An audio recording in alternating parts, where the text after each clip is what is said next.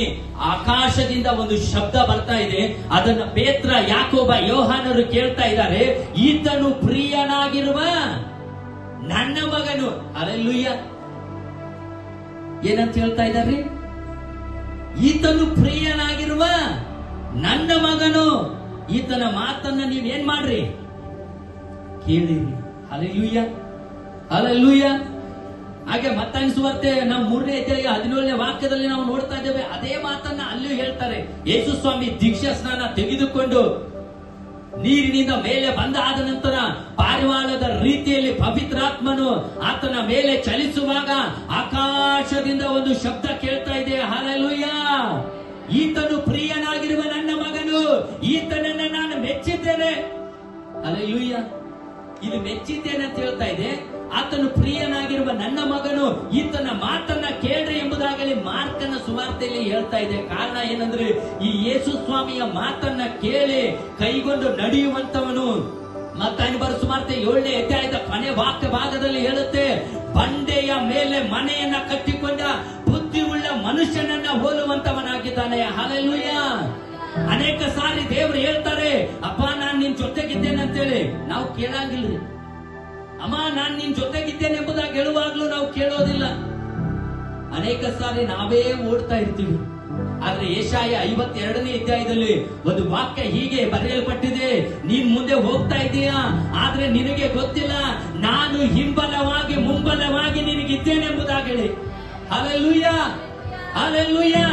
ಯಾರು ದೇವರು ಮೆಚ್ಚುವ ರೀತಿಯಲ್ಲಿ ದೇವರಿಗೆ ಪ್ರಿಯವಾಗಿ ಕಾಣಿಸ್ತಾರೋ ಅವರಿಗೆ ದೇವರು ಕೊಡುವಂತ ಒಂದು ವಾಗ್ದಾನವಾಗಿದೆ. ನೀನು ಚಿಂತೆ ಮಾಡಬೇಡ, ನಿನ್ನ ಮುಂದುಗಡೆ ನಾನು ಹೋಗ್ತಾ ಇದ್ದೇನೆ. ಹಲ್ಲೆಲೂಯ. ನೀನ್ ಹಿಂದೆ ನೋಡುವಾಗ ಅಯ್ಯೋ ನನಗೆ ಯಾರು ಸಹಾಯ ಇಲ್ಲ, ಯಾರು ಬರ್ತಾ ಇಲ್ಲ ಎಂಬುದಾಗಿ ಹೇಳುವಾಗ ದೇವರು ಹೇಳ್ತಾನೆ, ನಾನ್ ನಿನಗೆ ಹಿಂಬಲವಾಗಿ ಕೂಡ ಇದ್ದೇನೆ. ಹಲ್ಲೆಲೂಯ. ಮುಂದೇನೂ ಇದ್ದೇನೆ, ಹಿಂದೇನೂ ಇದ್ದೇನೆ. ನಿನ್ನನ್ನು ಎಲ್ಲ ವಿಷಯದಲ್ಲಿ ನಡೆಸಿಕೊಂಡು ಆಶೀರ್ವಾದದ ತೀರವನ್ನ ನಾನು ನಿನಗೆ ತಲುಪಿಸುತ್ತೇನೆ ಎಂಬುದಾಗಲಿ. ಹಲ್ಲೆಲೂಯ. ಯಾಕೆಂದ್ರೆ ಇವತ್ತು ನಾವು ದೇವರಿಗೆ ಪ್ರಿಯರಾಗಿ, ದೇವರಿಗೆ ಮೆಚ್ಚುಗೆ ಉಳ್ಳವರಾಗಿ ನಾವು ಬದುಕುವುದಾದ್ರೆ ಖಂಡಿತವಾಗಲೂ ಕರ್ತನ ಆಶೀರ್ವಾದಕ್ಕೆ ನಾನು ನೀನು ಪಾತ್ರರಾಗಿದ್ದೇವೆ. ಆಮೆನ್. ಅನೇಕ ಸಾರಿ ನಾವು ದೇವರಿಗೆ ಪ್ರಿಯರಾಗಿರಬಾರ್ದು ಅನ್ನೋದೇ ಸೈತಾನನ ಉದ್ದೇಶ. ಹೌದಾ? ಅವನ ಉದ್ದೇಶ ಏನಂದ್ರೆ ನಿನ್ನನ್ನು ಆತ್ಮಿಕವಾಗಿ ಹಿನ್ನಡೆಸೋದು. ನಿನಗೊಂದು ಕಷ್ಟ ಕೊಡ್ತಾನೆ, ನೀನ್ ಆ ಕಷ್ಟದಲ್ಲಿ ಬಿದ್ದು ಹೋದ್ರೆ ನೀನು ಆತ್ಮಿಕವಾಗಿ ಮುನ್ನಡೆಯುವಂತ ಮನುಷ್ಯಳು ಅಲ್ಲ. ನಿನಗೊಂದು ರೋಗ ಬರುತ್ತೆ, ನೀನ್ ಬಿದ್ದು ಹೋಗುವಂತ ಮನುಷ್ಯನಾಗಿರುವುದಾದ್ರೆ ನೀನು ಆತ್ಮಿಕವಾಗಿ ಮುನ್ನಡೆಯುವಂತ ಮನುಷ್ಯರು ಅಲ್ಲ. ಹಲ್ಲೆಲೂಯ. ನಿನಗೊಂದು ಶೋಧನೆ ಬರುತ್ತೆ, ನೀನ್ ಬಿದ್ದು ಹೋಗುವುದಾದ್ರೆ ನೀನು ಆತ್ಮಿಕವಾಗಿ ಮುನ್ನಡೆಯುವಂತ ಮನುಷ್ಯರು ಅಲ್ಲ. ಹಲ್ಲೆಲೂಯ. ಶೋಧನೆಗಳು ಬಂದ್ರೆ ಬೀಳುವಂತ ಒಂದು ಯೋಚನೆಗಳು ಬಂದ್ರೆ, ಕಷ್ಟಗಳು ಬಂದ್ರೆ ಬೀಳುವಂತ ಯೋಚನೆಗಳು ಬಂದ್ರೆ, ಬಾಧೆಗಳು ಬಂದ್ರೆ ಬೀಳುವಂತ ಯೋಚನೆಗಳು ಬಂದ್ರೆ, ಪ್ರಕಟಣೆ 3ನೇ ಅಧ್ಯಾಯವನ್ನ ನೆನಪು ಮಾಡಿಕೊಂಡು ನೀನ್ ಎಲ್ಲಿ ಬಿದ್ದಿದ್ದೆ ಅಲ್ಲಿಂದ ಏನ್ ಮಾಡು, ಎದ್ದೇಳು. ಯಾಕೆಂದ್ರೆ ನಾನು ನಿನ್ನನ್ನ ಮೆಚ್ಚಬೇಕಾಗಿದೆ. ಹಲ್ಲೆಲೂಯ. ಕರ್ತನ ಆಶೀರ್ವಾದ ನಿನ್ನನ್ನ ಹಿಂಬಾಲಿಸುತ್ತೆ. ಆತನು ಅಂತವರಿಗೆ ವಾಗ್ದಾನ ಮಾಡಿದ್ದಾನೆ, ನಾನ್ ಮುಂದೆ ಇರ್ತೀನಿ, ದಾರಿ ಇಲ್ವಾ ದಾರಿ ಮಾಡಿಕೊಡ್ತೀನಿ, ಹಿಂದೆ ಯಾರಿಲ್ವಾ ಭಯ ಪಡಬೇಡ, ನಾನ್ ಹಿಂದಾಗಿ ಹಿಂಬಲವಾಗಿದ್ದೇನೆ, ಮುಂಬಲವಾಗಿದ್ದೇನೆ, ನಿನಗೇನ್ ಬೇಕೋ ಅದ್ರ ತಕ್ಕ ಸಮಯದಲ್ಲಿ ನಿನ್ನನ್ನು ಹುಡುಕಿಕೊಂಡು ಬರುತ್ತೆ. Hallelujah, hallelujah. ಇವತ್ತು ದೇವರ ಕಾರ್ಯ ಹೆಂಗ ಗೊತ್ತೇ, ನಾವು ನಂಬಿಕೆಯಿಂದ ಮಾಡ್ಬೇಕು. ನಂಬಿಕೆ ಇಲ್ಲದೆ ನೀನ್ ಏನು ಮಾಡಕ್ಕಾಗುದಿಲ್ಲ. Hallelujah, hallelujah. ಇವತ್ತು ಅನೇಕರು ನಂಬಿಕೆ ಇಲ್ಲದಂತ ಜನರು ಏನೇನೋ ಕಂಡುಕೊಳ್ತಾ ಇದ್ದಾರೆ, ಏನೇನೋ ತರಿಸ್ಕೊಳ್ತಾ ಇದ್ದಾರೆ. ನಂಬಿಕೆ ಇರುವಂತ ನೀನು ನಿನಗೆ ಬೇಕಾಗಿರುವಂತ ಪ್ರಾಡಕ್ಟ್ ಅನ್ನ ಬೈ ಮಾಡ್ಲಿಕ್ಕೆ ಆಗ್ತಾ ಇಲ್ಲ. ಕಾರಣ ಏನಂದ್ರೆ ಮೆಚ್ಚುಗೆಯಾದ ಜೀವನ ಇಲ್ಲ ದೇವರಿಗೆ.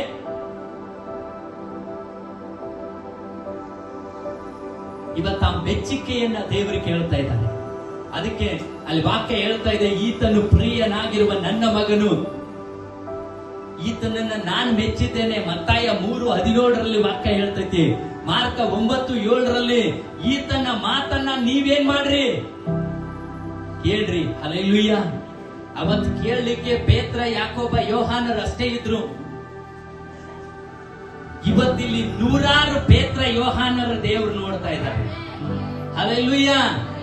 ಕಾರಣ ಮಹಿಮೆಯನ್ನ ನೋಡ್ಬೇಕಂತೇಳಿ ದೇವರ ಸೇವೆಯೊಟ್ಟಿಗೆ ನೀವು ಪ್ರಯಾಸ ಪಡ್ರಿ, ದೇವರೊಟ್ಟಿಗೆ ನೀವು ಇರ್ರಿ.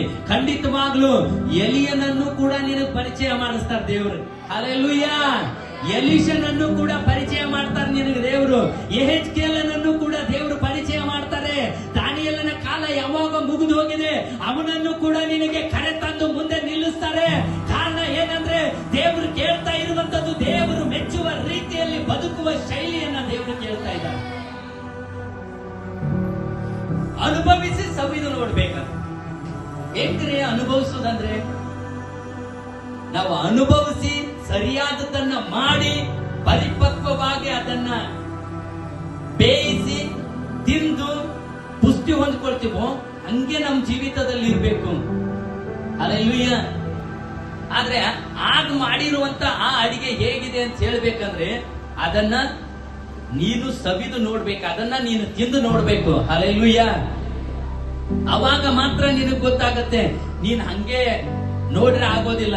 ಅದನ್ನ ನೀನು ಅನುಭವಿಸ್ಬೇಕಂದ್ರೆ ಏನ್ ಮಾಡ್ಬೇಕು? ನಿಂದ ಪ್ರಯಾಸ ಬಹಳ ಐತಿ. ದೇವರನ್ನು ಕೂಡ ಅದೇ ರೀತಿಯಲ್ಲಿ ನೀನು ಅನುಭವಿಸ್ಬೇಕು. ಹಲ್ಲೆಲೂಯ. ಇವತ್ತು ವಾಕ್ಯ ನೀನ್ ಕೇಳ್ತಾ ಇದೀಯಾ, ನಾವು ಹೇಳ್ತಾ ಇದೀವಿ, ಆದ್ರೆ ಇದನ್ನ ನೀನು ಪ್ರಾಕ್ಟಿಕಲ್ ಆಗಿ ಹೋಗಿ ಮಾಡ್ಬೇಕು. ಹಲ್ಲೆಲೂಯ. ಸುಮ್ನೆ ಏನೋ ಹೇಳಿದ್ರು ದೇವ್ರಿಗೆ ಮೆಚ್ಚಿಕೆ ಆಗಿಲ್ಲ ಅಂದ್ರು ಆತ್ ಬಿಡಪ್ಪ, ದೇವ್ರು ಮೆಚ್ಚುತ್ತಾಗ ನಮ್ಮನ್ನ, ಪ್ರಾರ್ಥನೆ ಮಾಡೋನು, ರವಿವಾರ ಒಂದಿನ ಚರ್ಚಿಗೆ ಹೋಗುನು, ಯಾವಾಗ ನೆನಪಾಕೈತೆ ಅವಾಗ ಬೈಬಲ್ ಓದುನು, ಬೆಳಿಗ್ಗೆ ಎದ್ದ ತಕ್ಷಣ 1 ನಿಮಿಷ ಅಲ್ಲೇ ಗುಬ್ರ ಹಾಕೊಂಡು ಹಾಸಿಗೆ ಮ್ಯಾಲ ಹೋಗ್ಕೊಂಡು ದೇವ್ರೇ ಸ್ತೋತ್ರ ಅಂತೇಳಿ ಪ್ರೇಯರ್ ಮಾಡಿ ಮುಗಿಸ್ಬಿಡೋನು ಅಂತ ಹೇಳಿದ್ರೆ ಇದು ಮೆಚ್ಚುಗೆಯಾಗಿರುವಂತದ್ದಲ್ಲ. ಇದು ದೇವರು ಮೆಚ್ಚುವಂತ ಕಾರ್ಯ ಅಲ್ಲ.